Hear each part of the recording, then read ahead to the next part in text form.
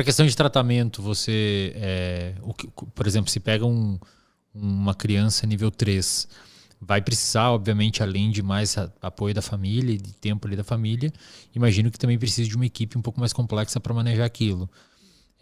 O diagnóstico hoje, ele pode ser dado desde que idade? E a partir disso, quais são as orientações de tratamento? Então, antigamente, a gente tinha uma dificuldade muito grande de fazer diagnóstico de crianças menores, porque à medida que as demandas sociais vão aparecendo, é que o diagnóstico ia sendo melhor, né? Mas um conjunto de estudos recentes conseguiu fazer isso com segurança, estudos longitudinais, principalmente sob a coordenação de uma professora chamada Karen Pierce, professora da Universidade da Califórnia no campus de San Diego. Ela conseguiu, nesse estudo longitudinal, demonstrar que com 1 ano e 2 meses dá para fazer um diagnóstico bastante estável, né? O que é estável? Você dá o diagnóstico e você acompanha longitudinalmente e ele se confirma no futuro, né? É uma estabilidade para essa idade muito grande. E se você considerar os efeitos diferenciais da intervenção precoce, então é uma coisa super benéfica, né? Porque o efeito que quando você faz a intervenção quando ele é pequeno é muito maior. Então a gente consegue fazer com 1 ano e 2 meses, não para todos os casos, né? Claro que existem casos mais sutis. O que seria ali? O óleo que é ali no caso? Então existem várias coisas que a gente... Parte motora, assim? Então, aí tem uma contradição, uma coisa interessante, né? Então existem uma série de sinais que a gente vai olhar. Quais são esses principais sinais? Dizem respeito à interação com os adultos, né? Então vou dar alguns exemplos aqui. A manutenção do contato visual. Se você pega uma criança com 1 ano e 2 meses, um pouco menos, ela olha para o seu olho como se ela soubesse um segredo seu. Ela olha e ela sustenta aquilo de uma maneira muito forte. Crianças com autismo, via de regra, né, essa é uma das várias coisas, elas fazem um contato visual, mas elas não sustentam. É um contato fugaz. Ela olha e tira, ela olha e tira. Então, esse é um dos aspectos. Vou dar o outro, que inclusive é mais forte do que esse. A atenção compartilhada. Então, uma criança muito pequenininha, ela pega uma coisa que ela gosta, se ela gostou disso aqui, ela vem aqui e te mostra. E ela não está te mostrando o que ela está te pedindo, já é dela. Ela está te mostrando, ela está triangulando, ela está chamando você para triangular a atenção com alguma coisa. Quando você olha para alguma coisa, quando você tem atenção a alguma coisa, ela também se dirige àquela coisa. Só para você ter uma ideia, se a criança tiver 11 meses e ela não tiver atenção compartilhada, a probabilidade dela ter autismo é em torno de 87%. Caramba, muito alta. É claro que essa não é uma coisa que as pessoas, no dia a dia, em geral, vão olhar, vão observar. Se a criança aponta uma coisa que ela gosta, é difícil para os pais, né? Então, existe uma série de outras coisas. Eu vou dar outros exemplos aqui. Tem um, por exemplo, que está até em alguns protocolos de avaliação, de rastreio, que a gente chama, né, de risco, que é assim, você desconfiou que alguma vez que o seu filho é surdo? Por quê? Porque às vezes você chama ele várias vezes e ele não olha. Não por problema de audição, mas por uma questão seletiva de audição, né? Então, tem um caso famoso que é o primeiro menino que foi diagnosticado com autismo no mundo, né? O primeiro artigo, ele era o primeiro nome. Ele acabou de falecer, inclusive, com 80 e tantos anos, chamado Donald Trippett. O pai dele fez um teste com ele que era o seguinte: o pai dele pegou uma arma lá nos Estados Unidos, que é muito mais comum, e deu um tiro. E o que a gente faz? Dá um pulo, né? Se assusta. Ele não fez nada. Ele deve ser surdo. Aí pegou uma bala, em outro lugar fez... Ele fez assim, como se tivessem dado um tiro e saiu correndo para a bala, né? Então, é quase uma audição seletiva, mais ou menos essa ideia.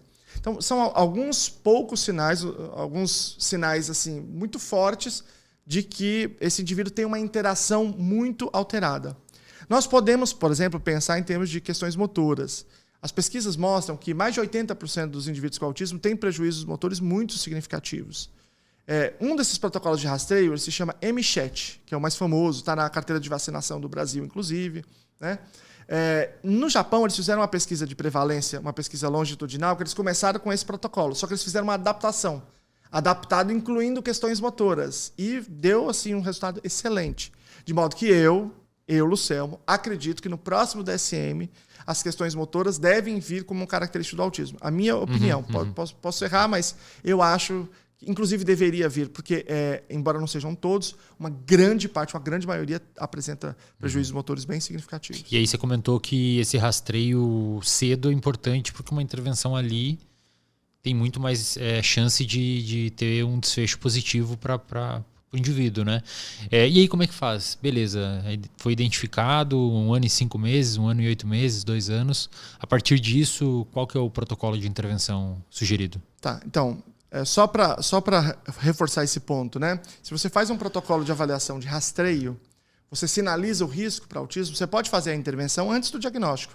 Não é o diagnóstico que determina, Entendi. né? Porque a intervenção ela não é maléfica, ela é benéfica. Então, você desenvolve certas habilidades. Pode ser que aquelas habilidades tivessem sinalizado do risco, né, o déficit delas, por autismo, ou pode ser por outro motivo, por falta de estimulação, ou por uma outra condição do neurodesenvolvimento, mas, de toda sorte, a intervenção é benéfica. Então, a gente pode fazer isso antes. As intervenções com melhor evidência são as intervenções baseadas em ABA, Análise do Comportamento Aplicada.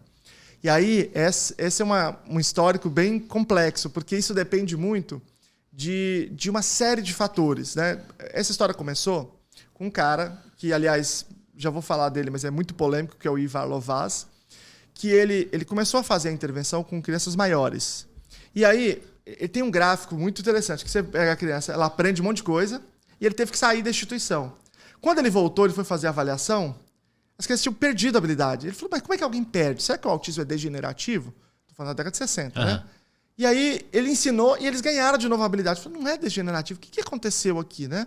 Ele falou assim, eu tenho uma hipótese. Se eu fizer a intervenção quando eles forem pequenos, bem pequenininhos, a escola vira um espaço de fortalecimento dessas habilidades. Na época ele não sabia de plasticidade cerebral, nada disso, né? E aí ele fez uma pesquisa, que foi publicada em 87, com crianças muito pequenas, 2 anos e meio aproximadamente. E aí ele tinha 3 grupos. Né? Tinha um grupo experimental que ele fazia uma intervenção baseada em ABA de 40 horas semanais, portanto uma carga horária muito intensiva, o dia todo, sem férias por 2 anos, mais o treinamento dos pais. Quer dizer, um negócio full, praticamente. Né?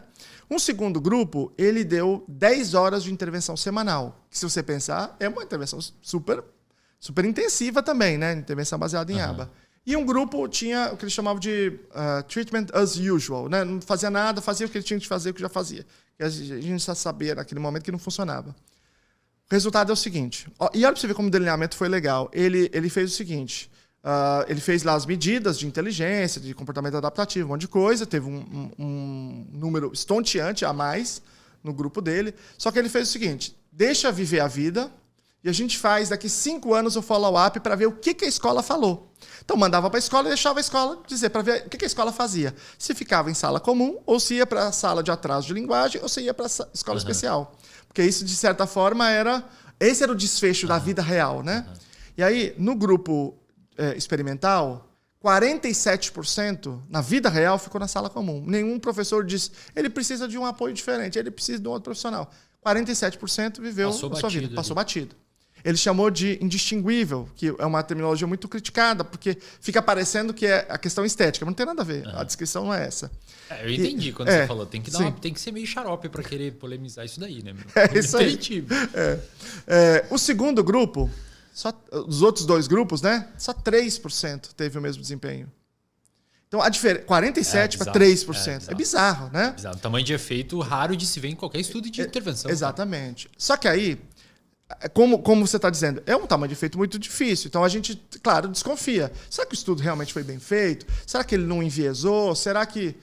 E além disso, tinha um outro problema. Historicamente falando, o Lovász tinha um histórico de pesquisas muito antiéticas, que envolvia dar choque, envolvia até, para a época, né, de conversão de comportamento sexual. Né? Então, havia uma série de desconfianças de que se aquilo ali era correto e se era ético. E aí, saiu agora, se não me engano faz 1 ou 2 anos, saiu uma revisão sistemática só de replicações do estudo do Lovász. Só que agora são replicações modernas, com controle de ética super rigoroso, sem nenhum tipo de aversividade, né? com controle de várias instituições que fizeram. E a revisão sistemática mostrou que, sim, aqueles resultados eram verdadeiros. Eles se demonstraram verdadeiros, sustentáveis no decorrer dessas várias replicações, né? Do que eles chamam de UCLA Project, que é da Universidade da Califórnia. Então, a intervenção ela tem que ter 4 características, a intervenção para autismo, para ela ser efetiva. Essas 4 é que vão convergir para a efetividade. Primeiro, é a intensidade. Não é por ordem, tá? Intensidade. Então, a carga horária tem que ser muito grande. Veja, 10 horas não funcionou. Foi 40 horas que funcionou. Não quer dizer que para todo mundo é 40 horas. Depende da necessidade do apoio de cada um. Lembrando que, quando ele fez essa pesquisa, só era autismo casos bem graves. Né? Não era como hoje, que você tem esses níveis mais leves. Na época era só o autismo mesmo. Né? Então, intensidade. Segunda questão é a integridade, ou seja, é uma intervenção baseada em aba, feita com bons analistas do comportamento, pessoas preparadas, com bons programas, baseado em ciência, coisa difícil de fazer. Né? Terceira questão é uma questão complexa, principalmente por conta do diagnóstico, que é a precocidade. Quanto mais precoce, tanto mais efetivo. Então, o ideal seria que a gente pegasse essas crianças bem pequenininhas mesmo. E é muito difícil, principalmente no Brasil, que é difícil ter acesso ao diagnóstico. E a quarta questão é uma questão genética individual. Você tem criança que voa e tem criança que vai muito lentamente, mesmo se eu fizer precoce, íntegro, intensivo, porque ela tem uma condição genética mais invasiva. Então, e a gente não tem conhecimento para dizer assim, esse gene aqui é tal, esse gene aqui é difícil, esse perfil genético. A gente não consegue fazer esse prognóstico por perfil genético, mas a gente sabe que a genética individual é decisiva nessa determinação.